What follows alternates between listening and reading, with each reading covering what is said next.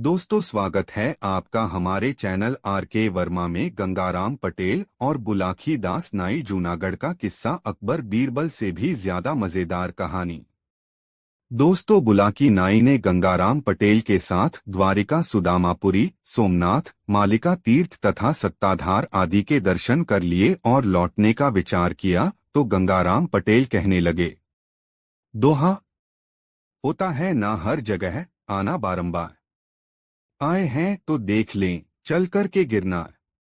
गंगाराम पटेल जी की इतनी बात सुनकर बुलाकीदास नाई कहने लगा, है पटेल जी, यह बात तो मैं भी आपसे कहने वाला ही था, क्योंकि दोहा सुन रखा गिरनार है अतिशय शोभा खान, गुफा अनेकन है वहां संतन के स्थान, दर्शन वहां के किए से दूर हो तो सब पाप, इस कारण चलकर वहां दर्शन की जाए।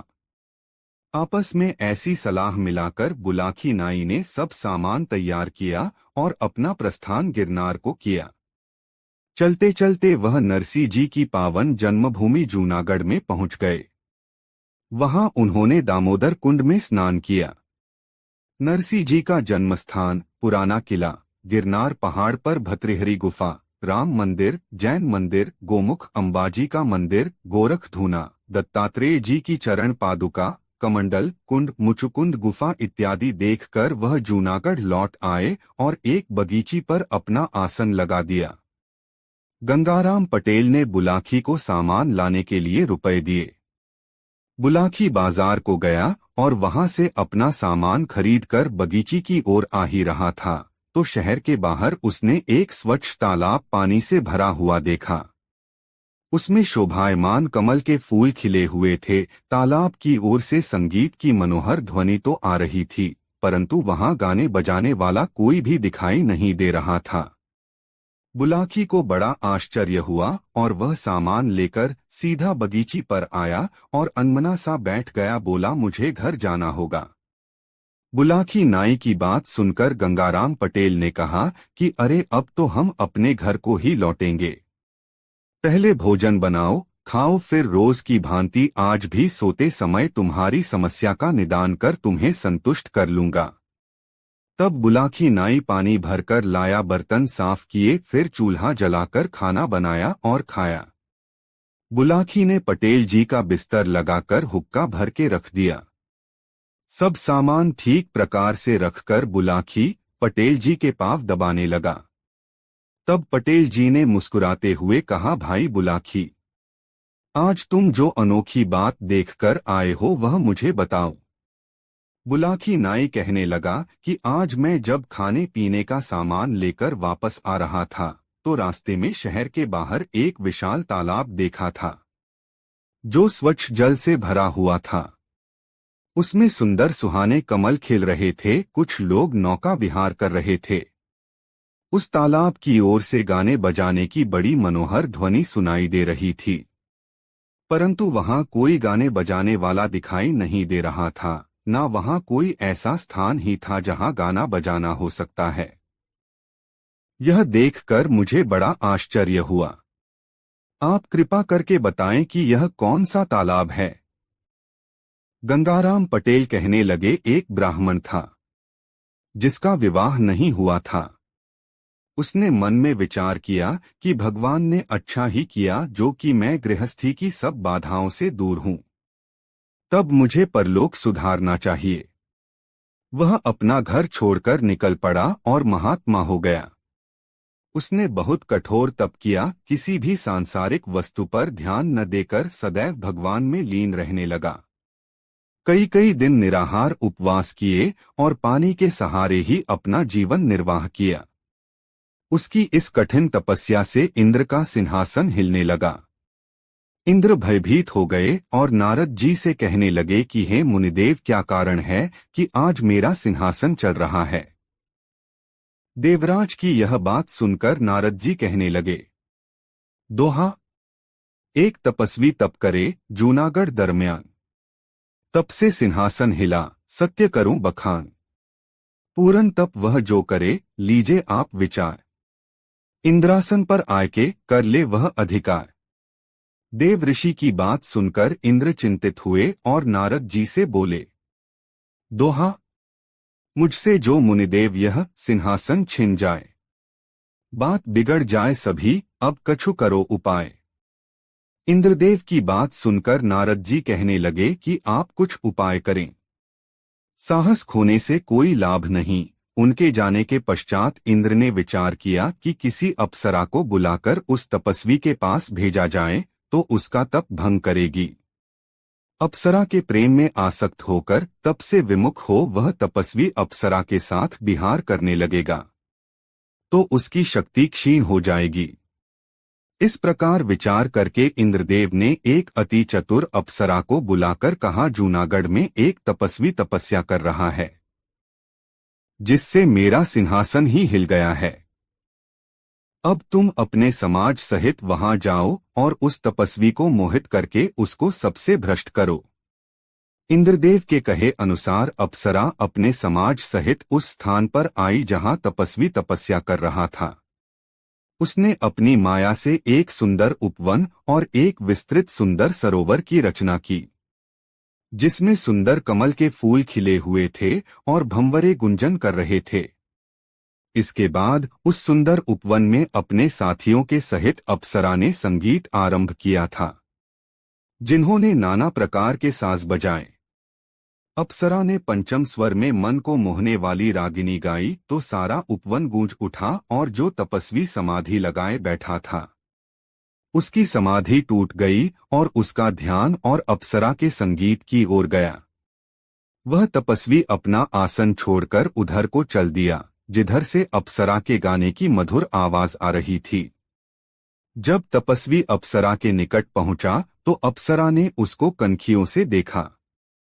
अब उसने और भी अधिक मधुर गायन से उसके चित्त को अपनी ओर आकर्षित किया, जिसके बाद तपस्वी भगवान का ध्यान करना बिल्कुल भूल गया और उस अप्सरा के वशीभूत हो कहने लगा, कुंडली, बतला दे तू कौन है, हे मृगनैनी नारी।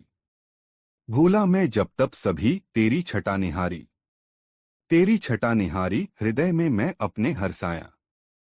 सुन तेरा संगीत यहाँ तक आसन से आया। एक बार फिर मुझे रागिनी मधुर सुना दे। आई है किस लिए यहाँ पर तू बतला दे। तपस्वी की इतनी बात सुनकर अप्सरा कहने लगी, कुंडली, आई हूँ स्वर्गलोक से, सुन तपस्वी चितलाए। सेवा करने आपकी स्वामी दिया पठाए। स्वामी दिया पठाए दर्श कर चित हर्षाया। धन्य हमारा भाग आपका दर्शन पाया। जो कुछ आज्ञा देव करूं तो अब हूँ सेवकाई। इच्छा पूरन करन आपकी हूं मैं आई। अप्सरा की ऐसी बात सुनकर तपस्वी बड़ा आनंदित हुआ। बोला, मैंने अब तक संसार में तुम्हारे समान सुंदर स्त्री नहीं देखी और न कोई ऐसा सुरीला संगीत सुना है। मेरा मन तुम्हारी सुंदरता को देखकर ऐसा मोहित हो गया है कि मैं यही चाहता हूँ कि तुम सदा मेरे नेत्रों के सामने रहो और अपने मधुर संगीत द्वारा मेरी इच्छा पूर्ण करती रहो। तपस्वी की यह बात सुनकर अप्सरा कहने लगी, आप एक तपस्वी हैं, आपकी इच्छा पूरी करना तो मेरा परम कर्तव्य तथा धर्म है।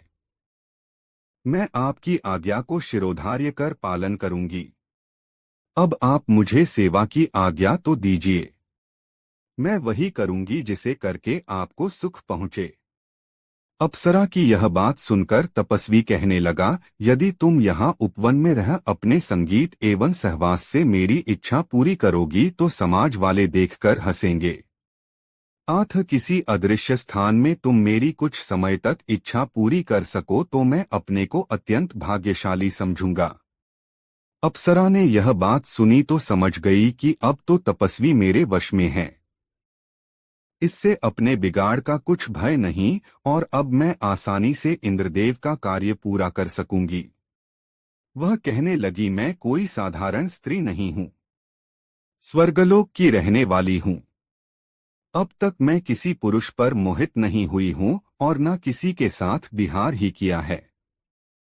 यदि आप सदैव मेरे साथ विहार करने का प्रण करें तो मैं आपकी इच्छा पूरी कर सकती हूं, नहीं तो अपने स्थान को चली जाऊंगी। अप्सरा की इतनी बात सुनकर तपस्वी बोला कि मेरी भी यही इच्छा है जो तुम्हारी है। मेरा भी विवाह नहीं हुआ और न मैंने अब तक किसी स्त्री पर दृष्टि डाली है। मेरी इच्छा है कि मेरा तुमसे आजीवन विहार होता रहे तो अच्छा है। इतनी सुनकर अप्सरा कहने लगी कि ऐसा सुख तो आप जैसे बड़े तपस्वी जनों को ही प्राप्त हो सकता है, सबको नहीं। अब मैं आप जैसी इच्छा कर रहे हैं वैसा ही सदैव करूंगी। अपने मन में विचार कर अप्सरा ने इंद्रदेव के कार्य को सिद्ध करने का उचित उपाय किया। उस सरोवर के नीचे उसने अपनी माया से एक ऐसे बहुत सुंदर भवन की रचना की जो कि दिखाई नहीं देता था। उस भवन के ऊपर जल भरा हुआ था, जिसमें कि सुहाने सुहाने कमल भी खिल रहे थे, भंवरे फूलों पर गुंजार कर रहे थे। भवन में अनेकों मणियां लगी हुई थी, जिनसे कि अद्भुत प्रकाश होता था। स्वर्ग जैसे समस्त सुखों के साधन उस भवन में उपलब्ध थे। अप्सरा अपने साथियों सहित उस तपस्वी सहित निवास करने लगी। अन्य कक्षाओं में अपने साथियों को ठहराया और स्वयं अप्सरा तपस्वी से विहार करने लगी। जब भी तपस्वी को संगीत सुनने की इच्छा होती है, तभी अप्सरा अपने साथियों सहित वहां गाना बजाना आरंभ कर देती है। हे बुलाखीदास, इस तालाब में जल के नीचे उसी अप्सरा द्वारा बनाए हुए माया का भवन है, जो किसी को दिखाई नहीं देता, और वहां अप्सरा उस तपस्वी सहित विहार करती है। उस अप्सरा के साथी भी दूसरे कमरे में रहते हैं। तुमने जो गाने बजाने की आवाज सुनी है वह उसी अप्सरा और उसके साथियों की है। अब तुम्हारी बात का जवाब मिल गया। दोस्तों, गंगाराम पटेल और बुलाकी राम की यह मजेदार कहानी आपको कैसी लगी कमेंट में जरूर बताएं। दो भावनगर का किस्सा बहुत मजेदार कहानी। दोस्तों, एक समय की बात है, गंगाराम पटेल तथा बुलाकी दास ने नाश्ता करके अपना सब सामान संभाला। उसके बाद जूनागढ़ से प्रस्थान किया। रास्ते में उन्होंने देखा कि इस क्षेत्र में निवास बड़े धार्मिक, दयालु और धनाढ्य हैं। उन्होंने रास्ते में बहुत से मंदिर भी देखे जहां सदाव्रत लगे हुए थे। वहीं महात्माओं तथा भूखे लोगों को भोजन दिया जाता था। इस प्रकार अनेक प्राकृतिक दृश्यों को देखते हुए वह भावनगर में आए। भावनगर गुजरात का एक प्रसिद्ध शहर है। यह शहर के किनारे एक सुंदर बाग में आकर ठहरे। बुलाकी नाई ने सब सामान ठीक प्रकार से लगा दिया तो उसके बाद गंगाराम पटेल ने 50 रुपए बाजार से सामान लाने को दिए। बुलाकी दास खाने का सामान लेकर बाजार से जिस समय वापस आ रहा था तो उसने देखा कि एक बहुत बड़ा जुलूस निकल रहा है। उसमें एक वृद्ध पुरुष तथा एक वृद्ध महिला भी थी। इनका एक स्थान पर अभिनंदन हो रहा था। बुलाकी दास ने वहां खड़े हुए लोगों से पूछा कि यह जुलूस किस कारण से निकाला जा रहा है। लोगों ने उसे बताया कि यह वृद्ध और वृद्धा दोनों पति पत्नी हैं। कई साल पहले इन्हें मृत घोषित कर दिया था। यह शहर के प्रसिद्ध सेठ और सब जनता के प्रिय तथा हितकारी हैं।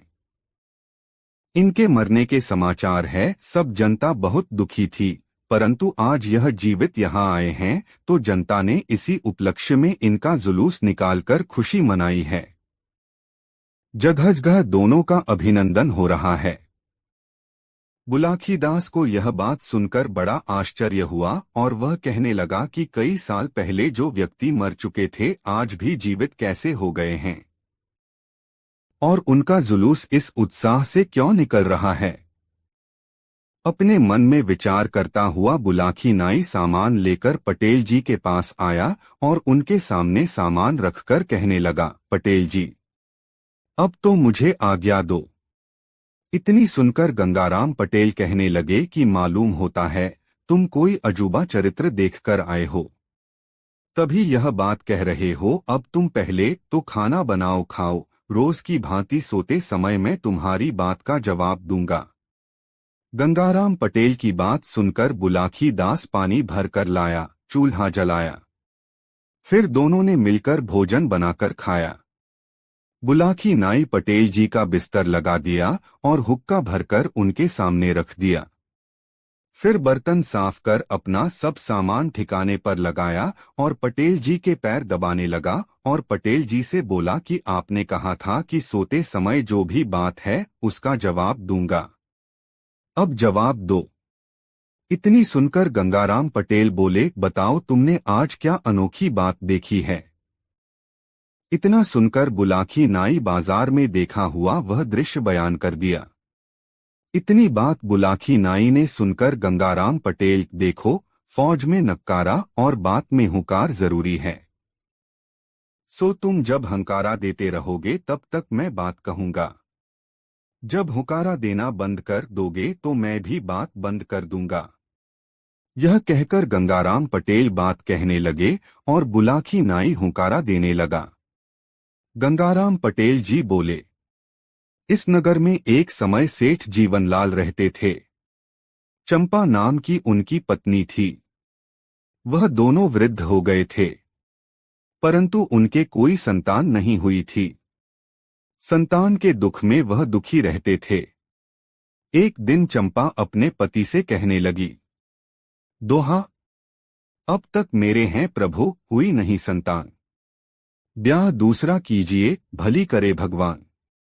अपनी पत्नी की बात सुनकर सेठ बोले, दोहा, हो करके रहता वही जो विधि रचा विधान। कैसे हो सकती प्रिय बिना भाग्य संतान। हे प्यारी, संतान भाग्य से होती है। यदि मैं दूसरा ब्याह कर लूं और फिर भी संतान ना हो तो क्या होगा। इसलिए ऐसे ही रहना ठीक है। अब तक किसी को बुढ़ापे में ब्याह करके सुख नहीं मिला। इस सेठ ने सेठानी को बहुत समझाया, परंतु वह ब्याह के लिए हठ पकड़ गई।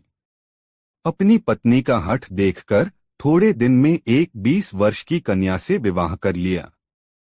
सेठ जी विवाह कर नई वधू को अपने संग लाए तो दरवाजे पर आकर नई पत्नी कहने लगी, दोहा, अलग रहूंगी सौत से, सुनो नाथ चितलाए। कमरा मेरे लिए एक खाली दे कराए।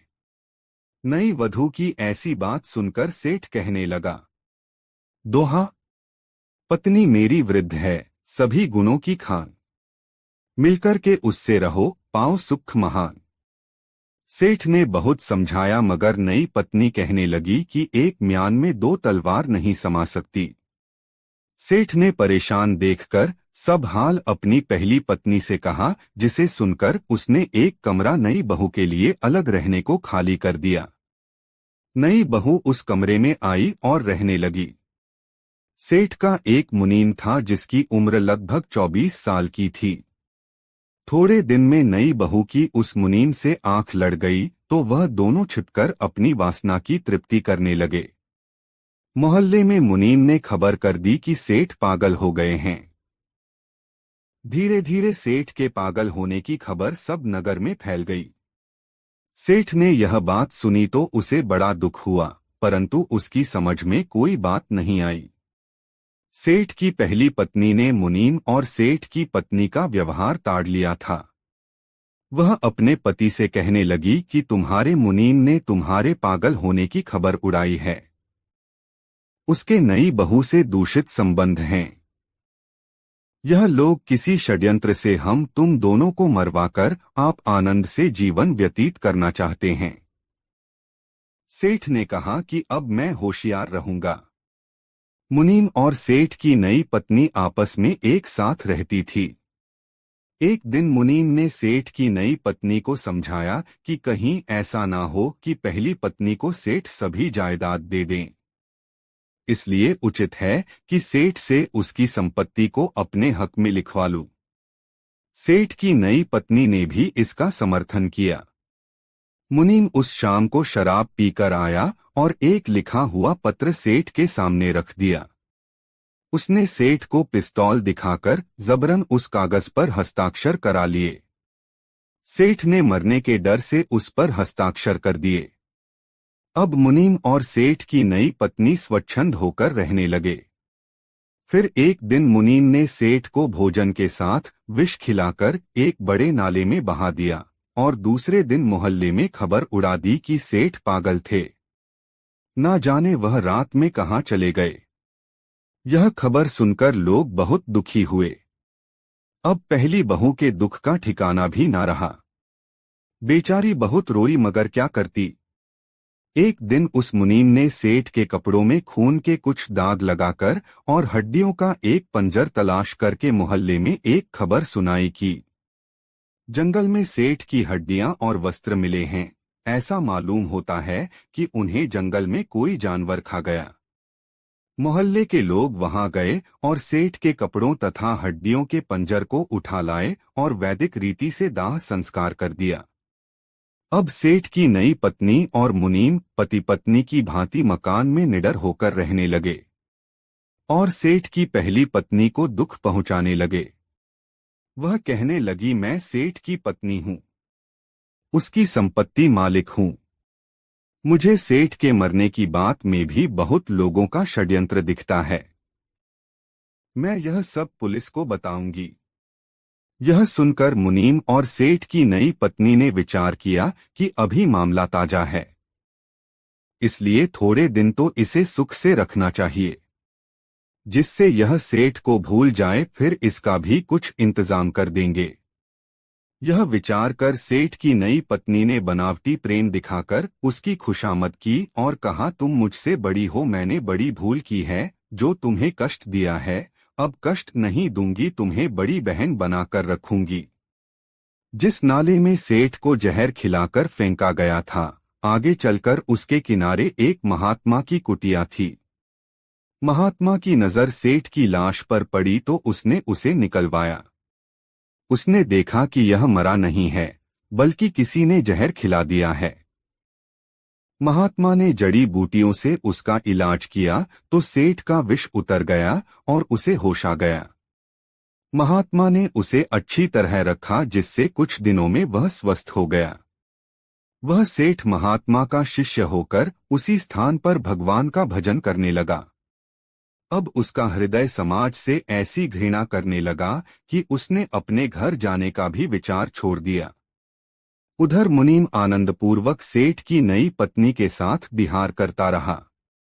एक दिन उसने पहली पत्नी को भी विष देकर नौकर से रात में उसी नाले में फिंकवा दिया और महल में खबर कर दी कि सेठ की मृत्यु से दुखी होकर उसकी पत्नी भी ना जाने कहाँ चली गई है। जब यह बात मोहल्ले वालों ने सुनी तो उन्हें बहुत दुख हुआ, परंतु करते भी तो क्या करते। सेठ की वृद्धा पत्नी की लाश भी उस नाले में बहती हुई उसी महात्मा की कुटिया के पास पहुंची तो महात्मा ने उसे भी निकलवाया और उसका भी जड़ी बूटियों से इलाज कर विष दूर कर दिया। जब उसे होश आया तो सेठ ने बताया कि यह तो मेरी पत्नी है। यह सुनकर महात्मा बहुत प्रसन्न हुआ और स्त्री को भी वही रखा। जब वह स्वस्थ हो गई तो उसने भी उस कुटी पर रहकर भगवान का भजन करने का विचार किया और अपने पति के सहित कुटी पर रहकर भगवान का भजन तथा महात्मा और अपने पति की सेवा करने लगी।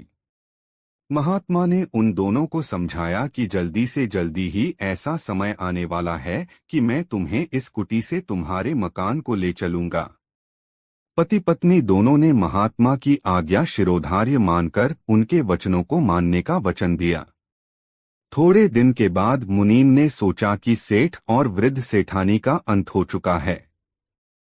मेरी इन बातों का पता सेठ की नई पत्नी को ही है।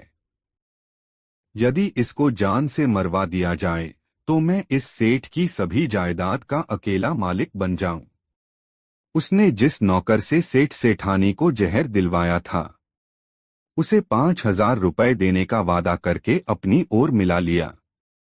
रात में सेठ जी की सोती हुई नई पत्नी को भी चाकू से गोद दिया और उसी नौकर से गड्ढा खोदवाकर उसमें गढ़वा दिया। जब नौकर ने 5,000 रुपए मांगे तो उसे मारने को पिस्तौल दिखा दी। नौकर मुनीम की मनसा समझ गया और वहां से भागकर पुलिस के दफ्तर में गया और सेठ सेठानी को विष देने तथा नई सेठानी को जान से मारने की सभी बातें पुलिस को बताई।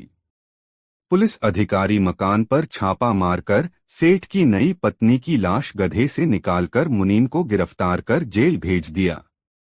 जब यह समाचार एक दिन महात्मा ने कुटी पर सुना तो उसने सेठ सेठानी को सम्मानपूर्वक उस नगर में भेजा। लोगों ने सेठ सेठानी को पहचानकर बड़ी खुशी मनाई और उसी खुशी में जुलूस निकालकर उनका जगह जगह पर सम्मान किया। कि बुलाखी, लोग सच कहते हैं, बुराई का फल बुरा होता है और भलाई का भला। तुम जिन सेठ सेठानी का सम्मान होते हुए देख आए हो वह यही दोनों पति पत्नी हैं, जिन्हें उनके मुनीम ने षड्यंत्र करके मृत घोषित करवाया था। देखो, बुढ़ापे में ब्याह करना बहुत बुरी बात है। दो पत्नी वाले किसी पुरुष को सुख नहीं मिलता। दोस्तों, वीडियो को एक लाइक जरूर करें और कमेंट करके बताएं कहानी कैसी लगी। 3 आबू पर्वत का किस्सा बहुत मजेदार कहानी। दोस्तों, एक समय की बात है, गंगाराम पटेल सब सामान संभाला और कुछ नाश्ता किया।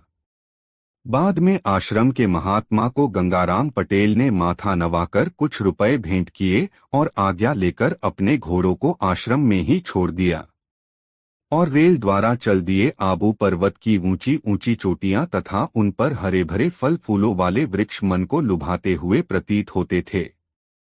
शाम के समय वे दोनों आबू पर्वत पर आ गए। पर्वत बड़ा रमणीक था, उस पर अनेक बड़े बड़े मंदिर थे, जिनमें जैन मंदिर तथा अंबाजी का मंदिर तो बहुत ही प्रसिद्ध है तथा शोभायमान थे। वहीं अनेक साधु संतों के आश्रम थे, जहां बहुत से महात्मा शोभा पा रहे थे। कहीं सत्संग होता था तो कहीं उपदेश और प्रवचन हो रहे थे। पुराने महात्माओं की अनेक गुफाएं थी, जिनके दर्शन मात्र को यात्री आते जाते थे, जैसे भर्तृहरि गुफा, गोरखनाथ की गुफा इत्यादि। जिधर देखो उधर आनंद ही आनंद दिखाई देता था। मुख्य दर्शनीय स्थानों को देखते हुए गंगाराम पटेल और बुलाखी दास पर्वत के नीचे उतरे। नीचे एक सुंदर छोटा सा नगर था, जहां खाने पीने की वस्तुएं उपलब्ध हो जाती थी। वही एक झरने के पास उत्तम जगह देखकर गंगाराम पटेल ने ठहरने का विचार किया और बुलाखी से कहने लगे कि देखो, पानी का यह झरना बह रहा है, पड़ोस में जंगल भी है, यहाँ ठहरने से शौच आदि में किसी बात का भय नहीं है। मेरे विचार से तो यही रुक जाए तो अच्छा है। बुलाखी को भी पटेल जी का विचार अच्छा ही मालूम पड़ा और उसने अच्छी सी जगह देखकर वहां सब सामान रख दिया। वहां जंगल में मंगल हो रहा था। कुछ लोग भगवान का भजन कीर्तन कर रहे थे तो कुछ देवी जी की भेंट गा रहे थे। वहां सभी संप्रदाय के महात्मा जा रहे थे। स्थान स्थान पर धर्म चर्चाएं होने से यह स्थान साक्षात स्वर्गधाम सा प्रतीत होता था। गंगाराम पटेल ने बुलाखी को कुछ रुपए सामान लाने को दिए। वह बस्ती में सामान लेने के लिए गया। वह इधर उधर देखता जाता था कि उसे कोई ऐसी अनोखी बात दिखे जिसे जाकर पटेल जी से पूछे। वह देखते देखते बहुत दूर निकल गया। उसे कोई भी अनोखी बात दिखाई नहीं दी। घूमते घूमते उसे अंधेरा हो गया था, इसलिए उसने जल्दी से खाने का सब सामान खरीद लिया और जब अपने ठहरने के स्थान की ओर चला आ रहा था तो आज उसका चित्त कुछ उदास जैसा था, क्योंकि उसने कोई अनोखी बात नहीं देखी थी। वह सोच रहा था कि रोज की भांति मैं आज पटेल जी से क्या पूछूंगा। यही विचार करता हुआ वह बस्ती के बाहर आया। यहाँ से उसके ठहरने का स्थान थोड़ी ही दूर था। अंधेरे में जब अपने दाहिनी ओर नजर डाली तो उसे एक बहुत बड़ा तालाब दिखाई दिया। वह तालाब की ओर देख ही रहा था कि उसे आकाश मार्ग में कुछ प्रकाश होता हुआ दिखाई दिया, जो धीरे धीरे उसी की ओर आ रहा था। यह देखकर उसे बहुत कौतूहल हुआ। थोड़ी देर में उसने देखा कि वहां एक उड़न खटोला रुका और उसमें से स्वर्ण कुंडल और राजसी वस्त्र धारण किए हुए एक पुरुष उतरा। तब उसकी समझ में आया कि उसे जो प्रकाश दूर से दिखाई दे रहा था, इसी खटोले से उतरने वाले महापुरुष के मुख्य मंडल की ज्योति थी। वह पुरुष उड़न खटोले से उतरकर 3-4 कदम चला होगा कि वही पास खड़े एक मुर्दे के पास पहुंच गया। पुरुष अपने हाथ में एक फरसा लिए हुए था, उसी से वह उस लाश में से मांस काट काट कर खाने लगा। और जब उसका पेट भर गया तो तालाब से जल पिया और अपने उड़न खटोले में बैठ गया। उड़न खटोला ऊपर को उड़ गया। इस तरह वह तेजस्वी पुरुष जिधर से आया था उधर को ही चला गया। इसके बाद जो कटी कटी लाश वहां पड़ी थी वह भी गायब हो गई। यह सब कुछ देखकर बुलाकी दास के आश्चर्य की सीमा न रही। वह विचार करने लगा कि उड़न खटोले से उतरने वाला आदमी देखने से तो कोई देवता, विद्याधर या गंधर्व ही मालूम पड़ता था, और इतना तेजवान था कि उसके मुख्य मंडल का उजाला सब दिशाओं को प्रकाशित कर रहा था। वह शव से मांस काट कर खा रहा था। यही बुलाकी नाई के आश्चर्य का कारण था कि ऐसा तेजवान पुरुष शव का मांस क्यों खा रहा था। फिर उस आदमी के जाने के बाद वह मृत व्यक्ति भी गायब हो गया।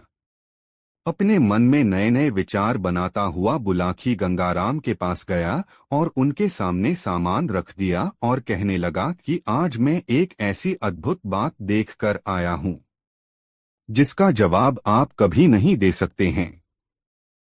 इस कारण मेरी राम राम लो, मैं अपने घर जा रहा हूं।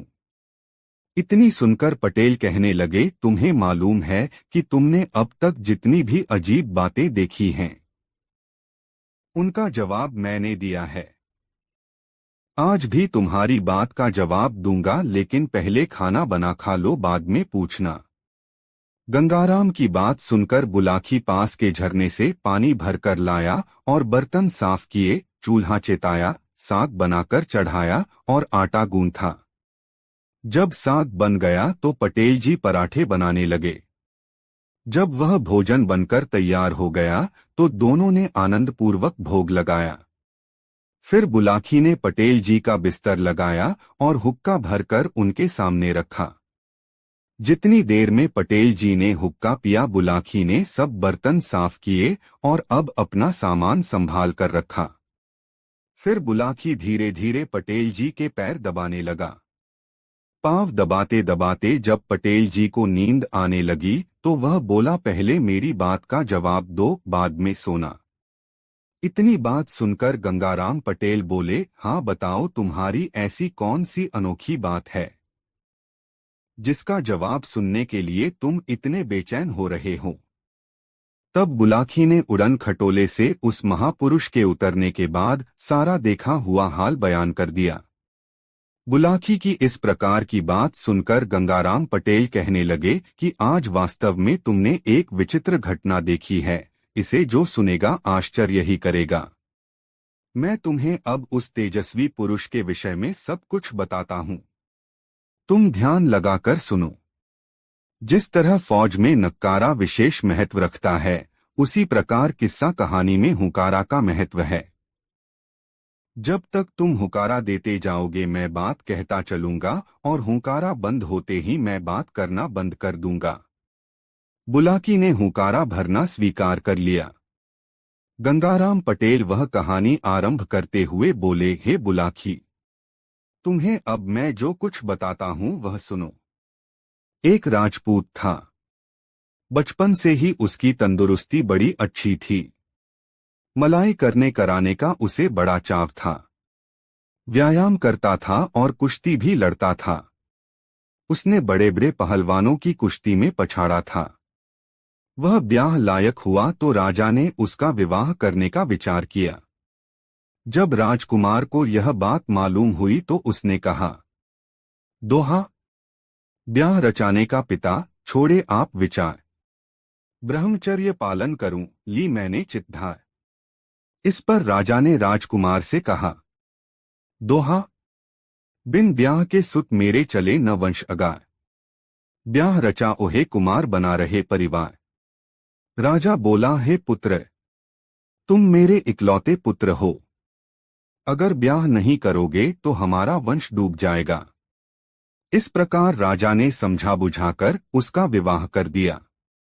थोड़े दिन बाद राजा का स्वर्गवास हो गया और राजकुमार को राजगद्दी मिली। पुत्र होने के बाद उसका मन राजकाज में नहीं लगता था। वह सांसारिक जीवन से मुक्त होकर भगवान का भजन कर मुक्त पद प्राप्त करना चाहता था। उसके बाद उसने अपनी पत्नी और मंत्रियों को राजकाज सौंप दिया। अपने नगर निवासियों तथा पारिवारिक जनों को समझा बुझा और धीरज बंधाकर राज्य छोड़कर चला गया। उसने इधर उधर तीर्थों के दर्शन किए और पवित्र सरिता सरोवरों में स्नान किया। एक अच्छे महात्मा को गुरु बनाकर उनसे दीक्षा ली। वह संत समाज में विचरण करने लगा। वह एक बड़ा सदाचारी व्यक्ति था। उसकी आत्मा पवित्र थी। उसने कभी किसी पर स्त्री को बुरी नजर से भी नहीं देखा था। जब वह इस प्रकार देश के सभी तीर्थ कर चुका और उसकी विचरण करने की इच्छा समाप्त हो गई, तो वह एक पर्वत पर आया और सुंदर तालाब एकांत में देखा तो वहां रहकर उसने तपस्या करने का विचार किया। जब उसे भूख लगती थी तो फल फूल लाकर खा लेता था और सरोवर से पानी पी लेता था। भगवान के भजन में तल्लीन रहने से उसके मुख पर तेज चमकने लगा था। उसने कभी किसी प्राणी को कष्ट नहीं पहुंचाया, किंतु इतना सब कुछ करने पर भी उसने कभी साधु महात्मा दीन अथवा अतिथि को खाने के लिए नहीं पूछा। खुद अपनी भूख का ध्यान रखा और परलोक सुधारने के उपाय में लगा रहता। कोई साधु संत अगर उसके आश्रम पर आज ही जाता था तो वह उससे खाने को नहीं पूछता था और एकांत में बैठकर अकेला अपना पेट भर लेता था। दीर्घकाल तक जीवित रहने के पश्चात उसकी आयु जब पूरी हुई तो धर्मराज के दूत उसे अपने दिव्य रथ में बैठकर दिव्य लोक में ले गए। अपने कर्मों के फल से उसे उत्तम लोक की प्राप्ति हुई। सुंदर स्त्री तथा वाहन वैभव सब उसको वहां प्राप्त था, परंतु वहां उसे खाने को कुछ भी नहीं मिला करता। कुछ समय तो उसने भूखे रहकर बिताया। एक दिन ब्रह्मा जी से जाकर उसने निवेदन किया कि मुझे उत्तम लोक, धन, वाहन, वैभव तथा स्त्री आज सर्व सुख तो प्राप्त हैं, परंतु मेरे खाने के लिए कुछ भी नहीं है। इसका क्या कारण है? उसकी यह बात सुनकर ब्रह्मा जी समझाकर कहने लगे कि तुमने अपने अच्छे कर्मों के पुण्य से यह उत्तम लोक तो प्राप्त कर लिया, परंतु कभी भी किसी ब्राह्मण, साधु संत तथा भूखे को भोजन नहीं कराया। सदा अपना पेट पालने में लगे रहे हो, इसी कारण तुम्हें यहाँ भोजन नहीं मिल पा रहा है। भोजन उन्हीं को प्राप्त होता है जो भोजन का भी दान करते हैं। ब्रह्मा जी की ऐसी बात सुनकर वह कहने लगा कि आप मुझे ऐसा उपाय बताएं जिससे मैं भूख से ना मरूं। तब ब्रह्मा जी कहने लगे कि तुम जिस सरोवर पर रहते थे, जहां तुमने तप किया था, तुम वही रात में जाया करो और वहां तुम्हारी अपनी लाश ही तुम्हें रखी मिला करेगी। तुम उसी में से मांस काटकर खाओ और तालाब का पानी पीकर अपनी भूख प्यास मिटाओ। हे बुलाखी नाई, यह वही पुरुष तुमने आज मुर्दे का मांस खाते हुए देखा है, जिसका हाल मैंने सुनाया है। दोस्तों, वीडियो को एक लाइक जरूर करें। 4 मेहसाना का किस्सा बहुत मजेदार कहानी। दोस्तों, एक समय की बात है, गंगाराम पटेल और बुलाखी दास दोनों अपना सब सामान संभाल कर भावनगर से प्रस्थान किया। मार्ग के किनारे के दृश्यों को देखते हुए वह घोड़े पर जल्दी जल्दी जा रहे थे, क्योंकि अब तो उन्हें अपने घर पहुंचने की फिक्र थी। जहां प्यास लगती थी वहां कुएं से जल खींचकर पानी पी लिया करते थे। आज तो उन्होंने मार्ग में कहीं विश्राम भी नहीं किया।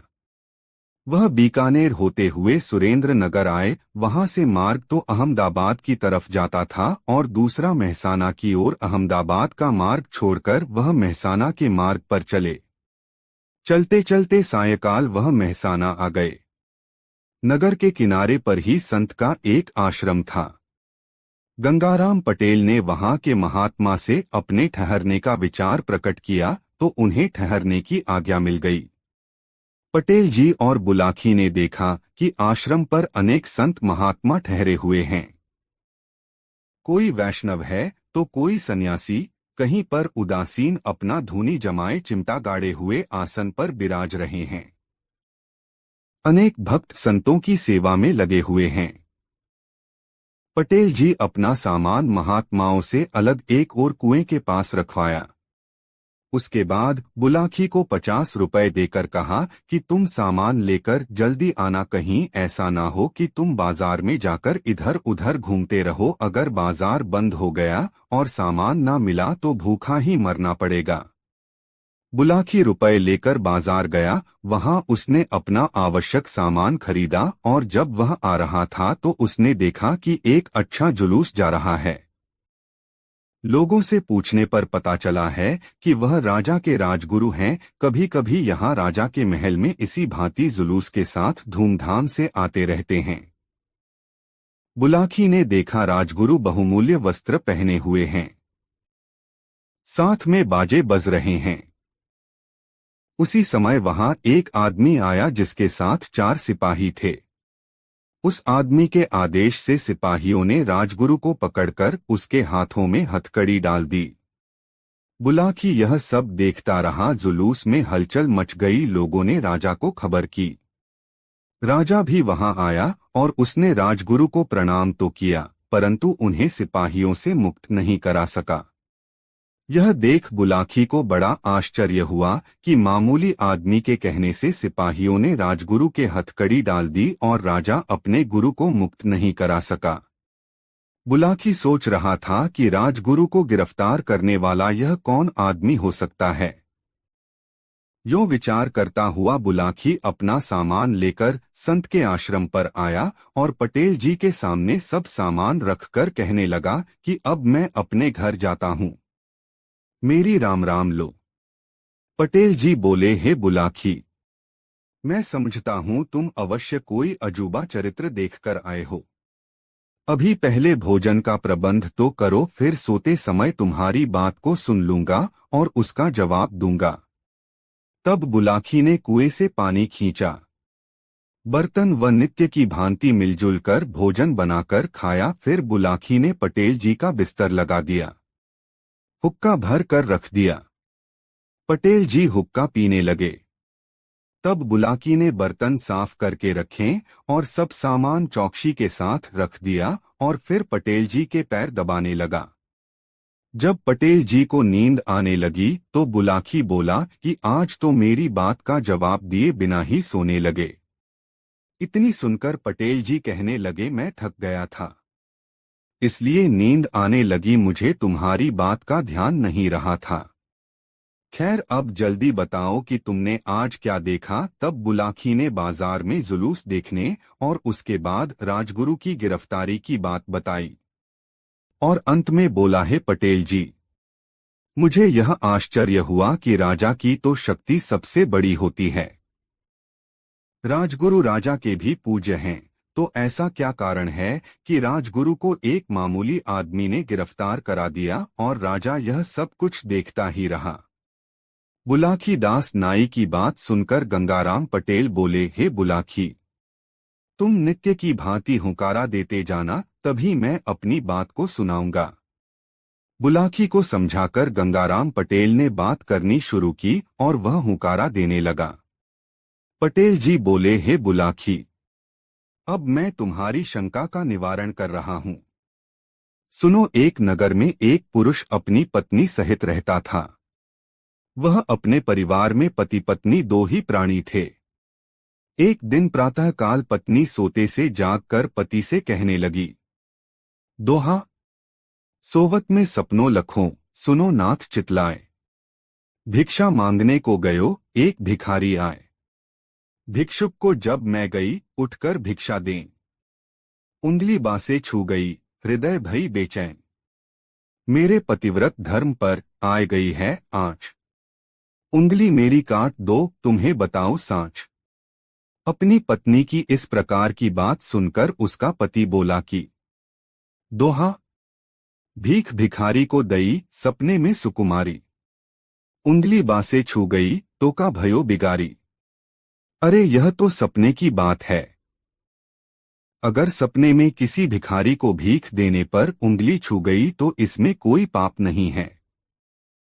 ना तेरे पतिव्रत धर्म पर ही कुछ आँच आती है, इसलिए यह उंगली काटने की बात तेरी व्यर्थ है। उसने अपनी पत्नी को समझाकर उसके पतिव्रत धर्म की प्रशंसा की और अपने अपने नित्य कर्म दोनों ने किए। बाद में पत्नी ने भोजन बनाकर पति को खिलाया और कहने लगी कि यह हमारे कपड़े हैं, इन्हें बाजार से अभी सिला लाओ। वह आदमी अपनी पत्नी के कपड़े लेकर बाजार सिलाने गया। एक दुकान के आगे एक दर्जी बैठा कपड़े सी रहा था। वही उसकी मशीन तथा सब सामान रखा था। उसी के पास जाकर उसने कहा कि हमारी पत्नी के यह कपड़े तुम्हें आज ही सीने हैं। दर्जी ने वह कपड़ा उससे ले लिया और दिए हुए नाप के अनुसार कपड़ा उसी समय काट दिया और बचा कपड़ा व कपड़े की कतरन देकर बोला, दोहा कपड़ा यह लो, प्रथम तुम घर रखाओ जाए, कपड़े तब मैं सीऊंगा, सुन लो कान लगाए। यहाँ ईमानदारी का काम है। मैं किसी की कतरन भी अपने यहाँ नहीं रहने देता। इतनी बात दर्जी की सुनकर वह पुरुष कहने लगा, दोहा कपड़े तुम सी दो मेरे, सुनो लगाकर कान, कतरन रखने से कोई कहे ना तुम्हें बेईमान। लेकिन दर्जी बोला, भाई मैंने अपना नियम ऐसा ही बना लिया है कि मैं अपने यहाँ किसी की कतरन नहीं रखता, पहले उसे घर रखकर आओ तभी कपड़े सिलूंगा। बहुत समझाने से भी दर्जी नहीं माना तो वह आदमी कतरन लेकर अपने घर को चल दिया और मन में विचार करने लगा कि यह दर्जी तो मेरी पत्नी से भी अधिक धर्मात्मा है। देखो यह तो कतरन भी नहीं रखता। ऐसा विचार था हुआ वह जब घर लौटकर अपने घर आया तो देखा कि उसकी पत्नी घर पर नहीं है। वह घर की नकदी, अपने कपड़े और जेवर लेकर कहीं चली गई है। बक्सों के ताले खुले पड़े हैं। यह देखकर वह आश्चर्य में पड़ गया और सोचने लगा कि मेरी पत्नी का पति धर्म की अधिक बातें बनाना ढूंढ निकला। सवेरे तो कह रही थी कि सपने में भिखारी को भीख देने में उंगली छू गई और वह उंगली अपवित्र हो गई है। इसे काट दो। मैं समझा कि बहुत पतिव्रता है, परंतु देखो तो वह सब कपड़े, जेवर और नकद रुपया लेकर भाग गई। दर्जी उससे भी अधिक ईमानदार बन रहा है। उसने कतरन भी अपने पास नहीं रखी। जब मेरी पत्नी इतनी धर्म की बात करने वाली होकर भाग गई तो मुझे ऐसा लगता है कि इतना ईमानदार वह दर्जी भी वहां नहीं होगा। यह विचार कर वह बाजार को वापस गया। वहां आकर क्या देखता है कि ना वहां दर्जी है, ना उसकी मशीन है और ना कोई कपड़े। अब तो वह अपने मन में विचार करने लगा कि यह दुनिया भी कितनी अजीब है। मैंने जहां जहां अत्यधिक सच्चाई देखी, वहां पर अधिक बेईमानी और बुराई ही पाई। मेरी पत्नी पतिव्रत होने का इतना पाखंड दिखाती थी और वह भाग गई। दर्जी इतना ईमानदार बन रहा था कि किसी की कतरन भी रखना मंजूर ना था। वह सब कपड़ा ही लेकर भाग गया। खैर हुआ सो हुआ। अब इतना ज्ञान अवश्य हो गया है कि अब मैं किसी भी आडंबर वाले पर विश्वास नहीं करूंगा। जो अधिक दिखावे की बात करते हैं वही अधिक बेईमान हैं। यह विचार करता वह अपने घर चला आया। पत्नी के बिना उसने घर में बड़ी मुश्किल से रात काटी। सवेरे उठकर उसने सोचा कि अब यहाँ रहना ठीक नहीं। अब मोहल्ले के लोगों को पता चलेगा कि मेरी पत्नी भाग गई है तो वह लोग मेरी हंसी करेंगे। उसने अपने मकान में ताला लगाया और सोचा कि कहीं परदेश में चलकर नौकरी करनी चाहिए। घूमता हुआ वह एक राजा के यहाँ पहुंचा और अपनी नौकरी की इच्छा प्रकट की। राजा उन दिनों अपने मन में एक कारण से परेशान रहता था। बात यह थी कि राजा के नगर से बालक चोरी हो जाते थे और बहुत प्रयत्न करने पर भी बालकों को चुराने वाला पकड़ा नहीं गया था। राजा ने उस आदमी को बालकों के चोर को पकड़ने के लिए नौकर रख लिया। वह आदमी राजा से बोला कि 4 सिपाही मेरी आज्ञा पालन करने को मुझे दिए जाएं और मैं जिसे बताऊं उसे गिरफ्तार कर लें। राजा ने ऐसा ही किया। उसे नौकरी करते हुए कई महीने हो गए। आज जब राजगुरु की सवारी आई तो वह आदमी भी सिपाहियों सहित वहां था। उसने देखा कि राजगुरु बहुमूल्य वस्त्र पहने हैं, इत्रों की सुगंध आ रही है, गाजे बाजे बज रहे हैं। यह देखकर वह आदमी विचार करने लगा कि राजा के गुरु का तो राजा सहित सभी लोग सम्मान करते हैं, फिर इन्हें इतना आडंबर दिखाने की क्या आवश्यकता। अधिक आडंबर देखकर मुझे मालूम होता है कि मेरी पत्नी और दर्जी के समान यह भी पूरे बेईमान होंगे। मेरा विश्वास है कि यही बालकों को चुराने वाले भी हैं। ऐसा विचार कर उसने सिपाहियों को आदेश दिया कि यही बालकों के चोर हैं, इसलिए सिपाहियों इन्हें गिरफ्तार कर लो। जब राजा को समाचार ज्ञात हुआ तो वहां आकर उसने गुरु को प्रणाम किया। बालक पकड़ने की जांच कराई तो वहां नगर से बहुत से चोरी हुए बच्चे पाए गए। बात यह पता लगी थी कि जब राजगुरु धूमधाम से आते थे तो लौटती बार कुछ बालकों की चोरी कराकर अपने आश्रम ले जाते थे। राजगुरु होने के कारण राजा या कोई अन्य पुरुष उन पर संदेह भी नहीं कर पाता था कि गुरु बालकों के चोर होंगे।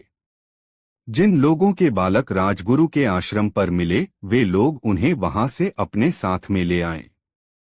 राजा ने उस आदमी को बुलाकर कहा, मैं तुमसे प्रसन्न हूं कि तुमने बालकों के चोर का पता लगा लिया, परंतु यह बताओ कि राजगुरु पर तो कोई बालकों को चुराने का संदेह भी नहीं कर सकता था, परंतु तुमने उन्हें किस प्रकार चोर माना। तब वह आदमी कहने लगा कि आज की दुनिया में मेरा अनुभव है कि जिसका अधिक आडंबर देखो उसी को अधिक बेईमान समझो।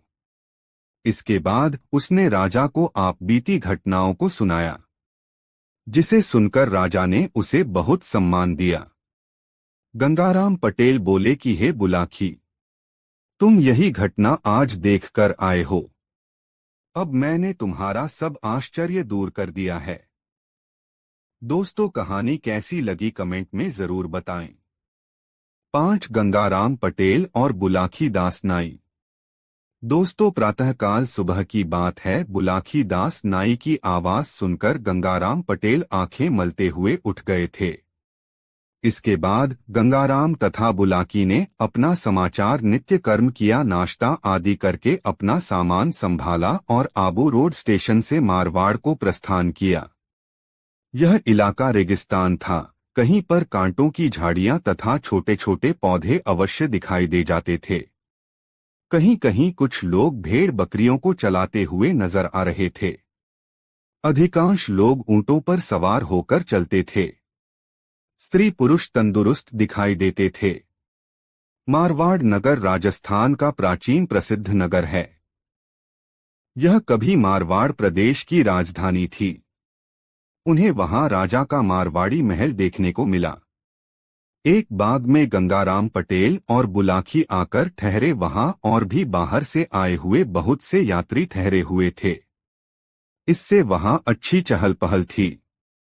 गंगाराम पटेल ने बुलाकी को सामान लाने के लिए कुछ रुपए दिए और कहने लगे कि तुम सामान लेकर जल्दी लौटना, क्योंकि यहाँ रेगिस्तान है। हवा चलने से रेत के ढेर इधर से उधर उड़ जाते हैं और आदमी भी रास्ता भूल जाता है। गंगाराम पटेल से बुलाकी ने कहा, मैं ऐसा ही करूंगा। अब सामान लेकर आता हूं। बुलाकी नाई बाग से बाजार को गया और कई दुकानों से अपना काम का सामान खरीदकर वापस आ रहा था। वह इधर उधर देखता भी जाता था कि कोई अजूबा चीज नजर आ जाए। चलते चलते नगर के बाहर आया तो पेड़ के पास बहुत भीड़ लगी देखी। बुलाकी भी वहां चला गया। उसने देखा वहां कुछ आदमी खड़े हुए थे जो राज्य के सिपाही मालूम पड़ते थे। वहां राजा भी उनके साथ था। वह नीम का पेड़ था और खोखला था। राजा ने उस पेड़ में आग लगवा दी तो पेड़ जलने लगा। उसमें से हाय हाय बचाओ बचाओ मैं मरा की आवाजें आ रही थी। सब भीड़ यह देखकर हंस रही थी। बुलाकी को यह देखकर बड़ा आश्चर्य हुआ कि पेड़ में कोई भूत प्रेत था या किसी आदमी को आग में जिंदा जलाने को राजा ने उसमें आग लगवाई थी। वहां से किसी के रोने की आवाज भी आ रही थी। बुलाकी ने विचार किया कि आज की घटना बड़ी अनोखी है। शायद पटेल जी इस घटना को पूरी तरह ना बता सके। अपने मन में ऐसे विचार बनाते हुए सामान को लेकर वह उसी बाग में आया जहां पटेल भी उसका काफी देर से इंतजार कर रहे थे। बुलाकी को आता हुआ देखकर गंगाराम पटेल कहने लगे कि आज तो तुम बहुत देर से सामान लेकर लौटे, मैं तो समझ रहा था कहीं रास्ता भूल गए। इस शंका में परेशान होकर तुम्हारी राह निहार रहा था। पटेल जी की बात सुनकर वह हंसा और लाया हुआ सामान उनके सामने रखकर कहने लगा, पटेल जी आपने खूब सोची, मैं भला कहीं खो भी सकता हूँ। मैंने घाट घाट का पानी पिया है। मुझे देर इसलिए लगी कि आज मैं एक बड़ी अनोखी बात देखता रह गया। बुलाकी दास की बात सुनकर पटेल भी मुस्कुराने लगे और बोले, दोहा, अन्न बिना सब अनमने, नर नाहर और भूख, तीन पहर के बीच में बिगड़ जात सब रूप। सोहे बुलाकी भाई इस समय बहुत भूख लगी है। लोगों ने यहाँ तक कहा है, भूखे भजन न होए गोपाला, यह लो कंठी माला, भूखे तो भजन भी नहीं हो सकता, फिर और बात की क्या।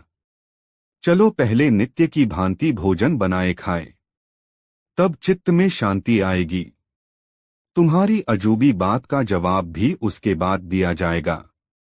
गंगाराम पटेल की बात सुनकर बुलाकी पहले पानी भरकर लाया, बर्तन साफ किए, चूल्हा तैयार करके लाया, साग सब्जी बनाकर ठोक दी, फिर आटा गूंदा। जब साग सब्जी तैयार हो गई तो पटेल जी को आवाज दी। पटेल जी चौका में आकर बैठे। बुलाकी रोटी बेलता जाता था और पटेल जी सेंकते जाते थे। इस प्रकार दोनों ने भोजन बनाया खाया। फिर बुलाकी ने पटेल जी का बिस्तर लगाया और हुक्का भरकर सामने रखा। वह आराम से हुक्का पीने लगे। जब तक बुलाकी ने बर्तन साफ किए, अपना सब सामान संभाला और फिर पटेल जी के पैर दबाने लगा। उसी समय गंगाराम पटेल बुलाकी से कहने लगे कि आज तुमने जो अनोखी बात देखी हो वह बतलाओ। तो उसने देखा हुआ सारा हाल बयान कर दिया और बोला, अब बताएं यह क्या बात थी। बुलाकी की बात सुनकर गंगाराम पटेल बोले, एक नगर में मोहन और सोहन दो मित्र थे। दोनों अपना अपना अलग व्यापार करते थे। मोहन ईमानदार व्यक्ति था। उसके नौकर भी सच्चे थे। जो व्यापार उसने 1000 से शुरू किया, 1 साल में 50,000 रुपए का हो गया। सोहन की आदत अच्छी ना थी, वह बेईमान था। इसलिए उसके नौकर भी बेईमानी करने लगे थे। उसने 1 साल में 40,000 का नुकसान उठाया, जिससे उसकी हालत खराब हो गई। सोहन एक दिन मोहन से कहने लगा, दोहा, धन सब घाटे में गया, बंद हुआ व्यापार। मित्र बताओ किस तरह मेरा हो उद्धार।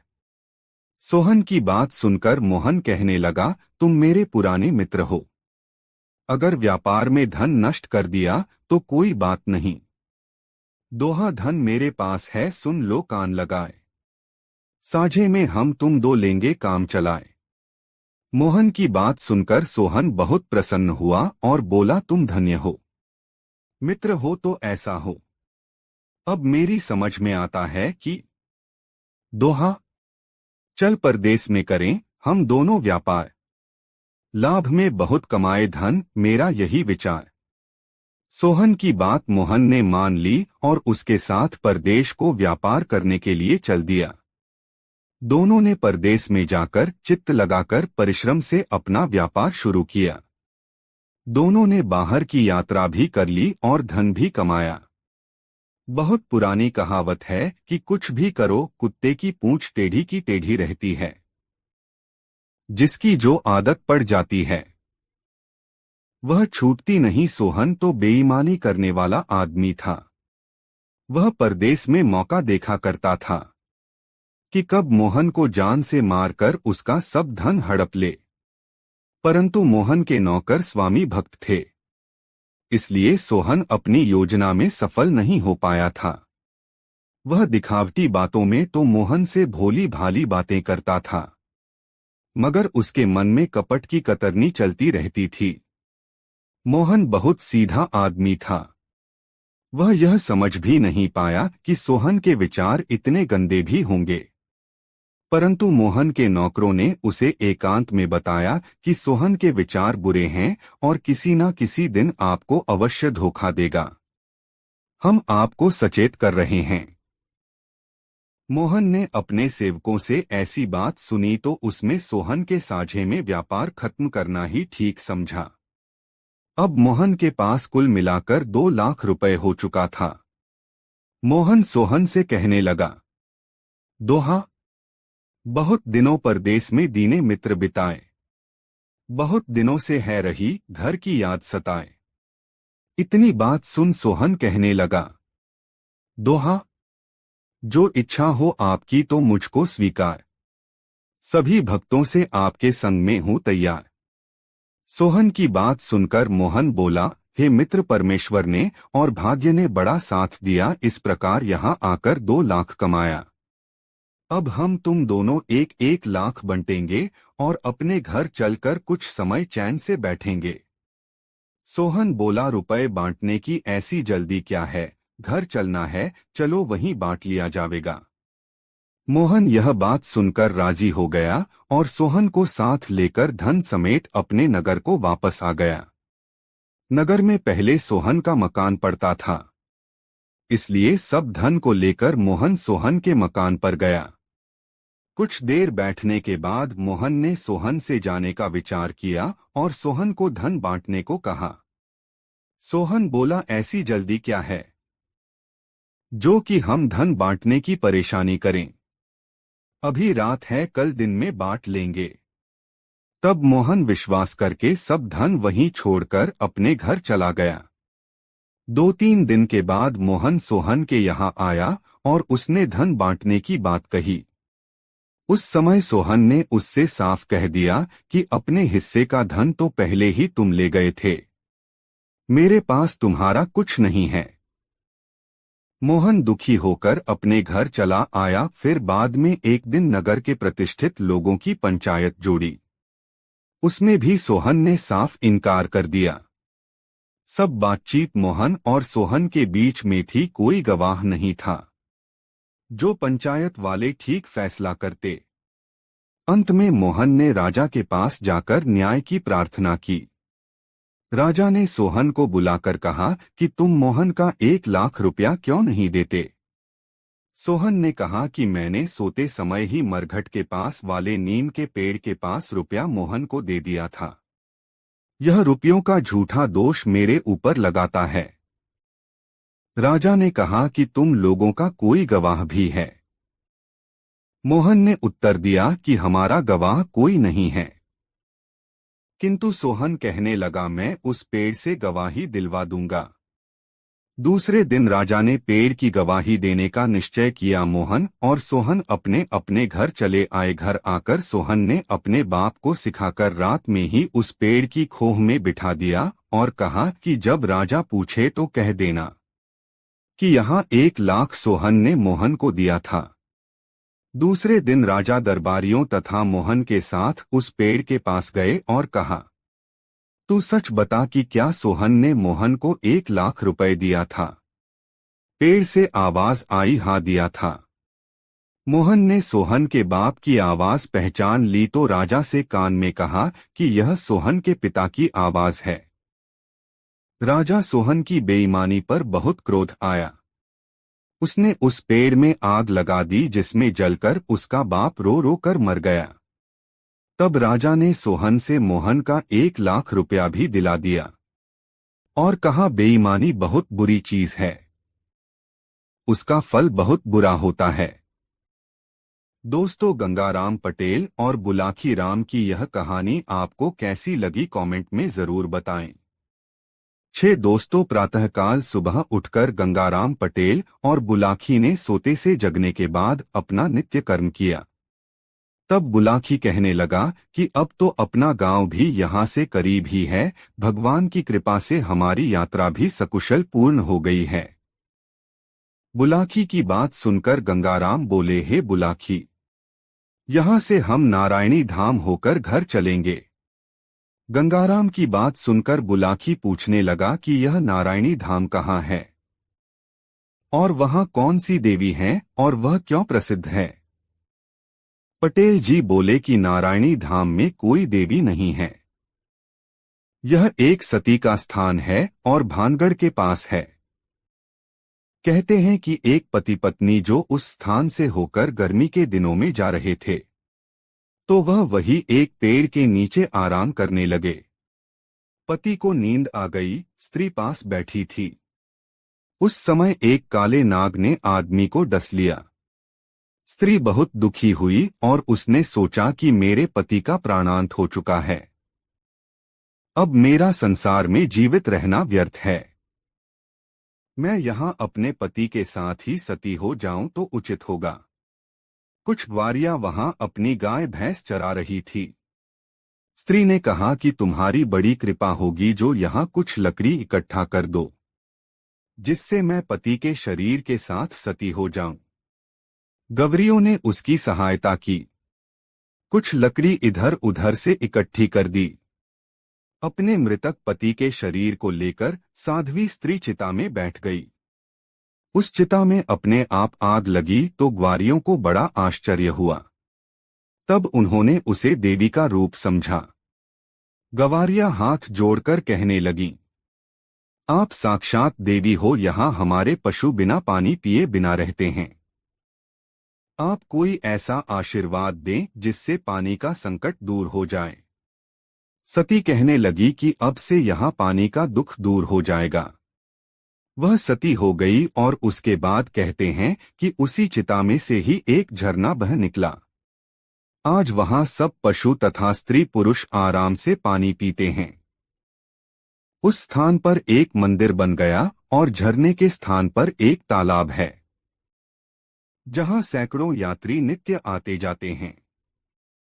वह दोनों अजमेर से नारायणी धाम को पहुंच गए। वहां पहुंचकर सुंदर रमणीक स्थान देखकर उन्हें बड़ा आनंद हुआ।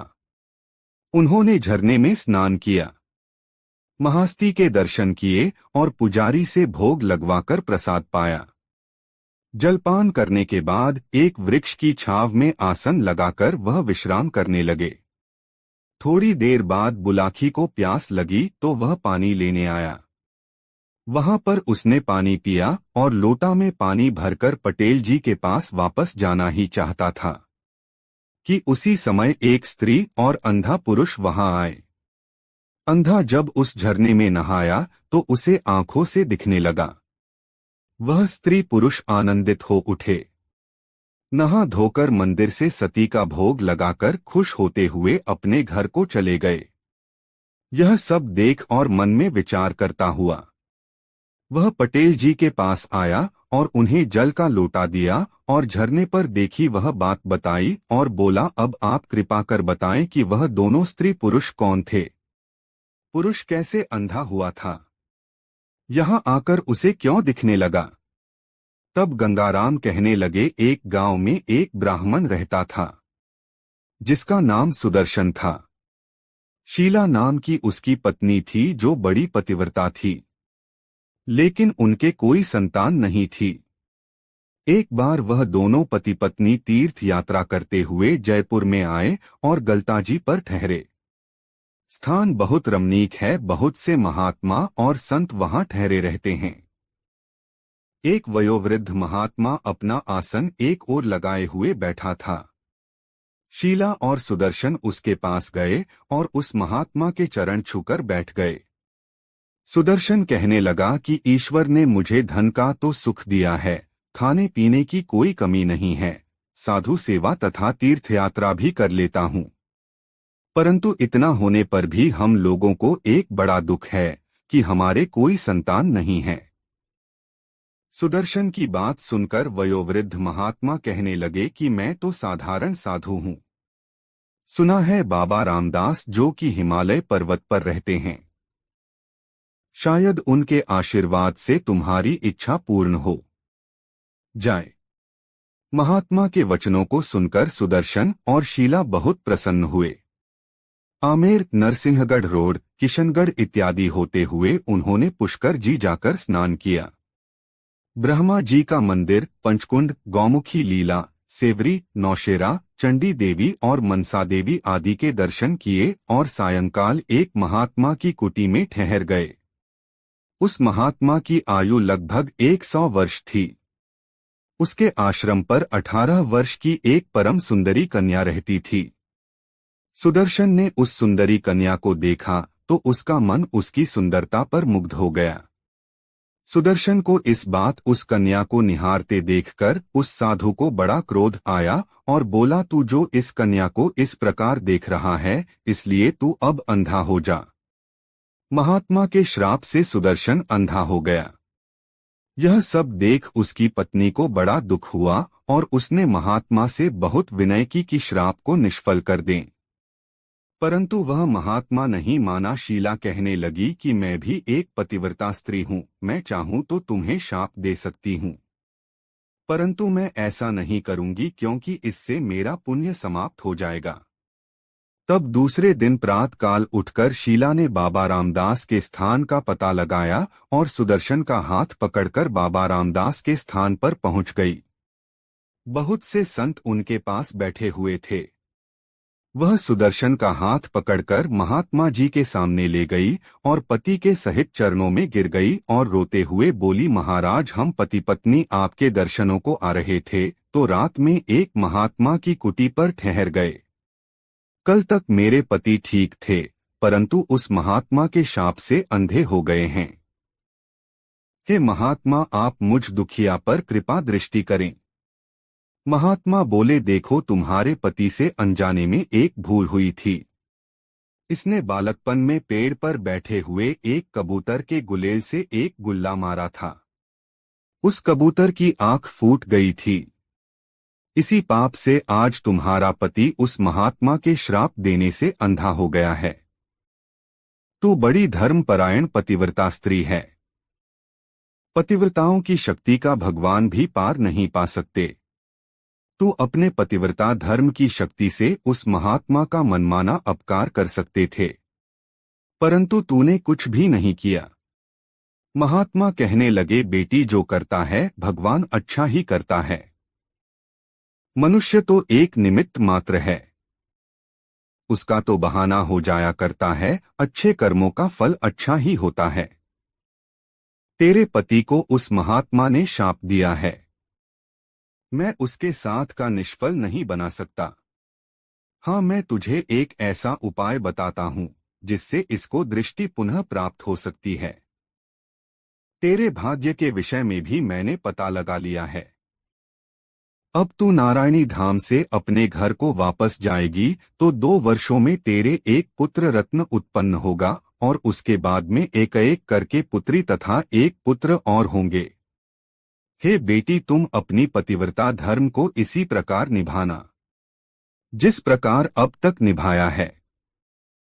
बाबा रामदास के इन वचनों को सुनकर सुदर्शन तथा शीला बहुत प्रसन्न हुए और आशीर्वाद लेकर चल दिए। हे बुलाकी भाई, तुम उसी सुदर्शन को आज देखकर आए हो जो अंधे से सूझता हुआ है। अब तुम्हारी सब शंका दूर हो गई होगी। रात भी अधिक हो गई है, इसलिए सो जाओ। सवेरे उठकर घर चलना है। सुबह शौचादि से निवृत्त होकर दोनों ने अपने घर जयपुर की ओर प्रस्थान किया। रेलगाड़ी छुप छुप करती भागी जा रही थी। पटेल जी के सामने बैठा बुलाकी खुशी से झूम रहा था। पटेल जी ने पूछा, बुलाकी, तुम्हें यात्रा पसंद आई?